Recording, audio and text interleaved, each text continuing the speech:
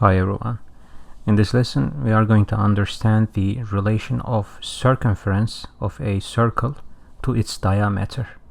This will take us to the understanding and the concept of the mysterious constant pi. Let's don't lose time with verbosity and start learning. Let's have a look at the following geometric shape. We have two circles with two different diameters with the same center. We are drawing same size and same angle of right triangles inside the big triangle. The number of the triangles is n. The angle here is theta. Now, once we understand this geometric structure here, we can appreciate that the circumference of the big circle is close to the sum of these sides of the big right triangle. I name that side with capital A.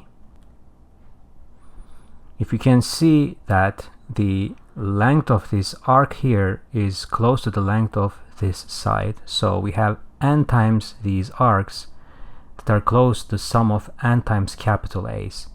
Also, the circumference of the small circle is close to the sum of these sides of the triangles, and I call that side with lowercase a.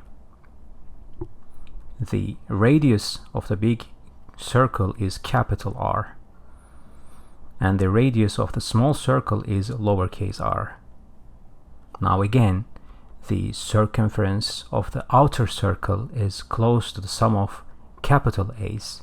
There are n times A's as we divided the circle with n triangles. I call circumference of the big circle C with a subscript of B. Likewise, the circumference of the inner circle is going to be close to n times lowercase a. If I increase the numbers of these triangles that separate the circles in equal pieces, the sum of a's are going towards the true circumference of the circles, because then the length of these arcs will get to the length of a's closer and closer. Let's go to the whiteboard and understand this better. Okay, in this shape you can see that I have separated the inside of a circle with triangles. I only put 3 of these triangles, but you can imagine that we have actually separated the whole circle with triangles, right? Like this. And it's going to be like this and like this. So eventually we divided the whole circle in triangles.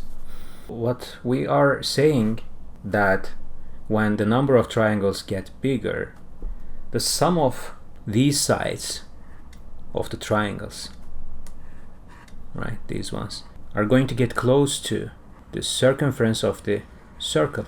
As you can see, there is an arc here, right, and I have n times of these arcs.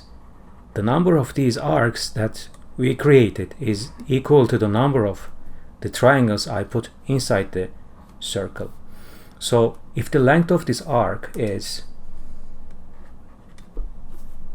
let's say, L circle, I'm going to have n times L circle, which is going to be equal to circumference of the circle. On the other hand, I have these lengths here, again, of the triangles, all of them are equal. I have again n times of them, right? So, and I'm going to call that length, let's say, side. So n times length of side is going to be close, not equal to the circumference, right? Because there is a difference between each of these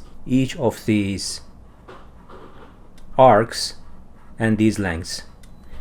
However, what happens if I put so many triangles inside this circle that these lengths here, these lengths of these arcs gets so close to the lengths of these triangles, these sides, and eventually this equation gets closer and closer, right? This one gets closer and closer, and when n goes towards infinity, which means I'm going to have so many triangles here, millions of them, and eventually those lines, those infinite small arcs are going to get as the same with the sides of the triangles. That's why we say that limit n goes towards infinity, n times those sides of the triangles is equal to the actual circumference of the circle. Limit n towards infinity, n times a equates to the circumference. I hope you understand this. If I divide the circle in a million small triangles, in another word, if n becomes a million, then both capital A and the lowercase a is going to be so close to the real circle that the sums will equate to the real circumference. And when it tends towards infinity, they will become the real circumferences. Now I will divide both sides of equations to r's respectively. Capital R and lowercase r are constants, so I can take them inside the limit. Have you noticed something? Capital A over capital R is sine theta. Similarly, lowercase a over lowercase r is also sine theta. Basically, capital A over capital R is equal to lowercase a over lowercase r.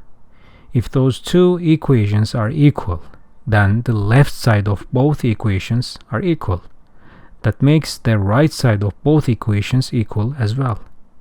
From this, we have actually proven that the ratio of the circumference of the big circle to its radius is equal to the ratio of the circumference of the small circle to its radius. In fact, it doesn't matter what circle you pick, the ratio of the circumference of any circle to its radius, in another word, its diameter, will always be a constant. That constant value, my friends, is called pi. So pi is the ratio of the circumference of any circle to its diameter. And since it is a constant number, we should be able to calculate its value. That's what we're going to do in the next lesson. Thanks for watching.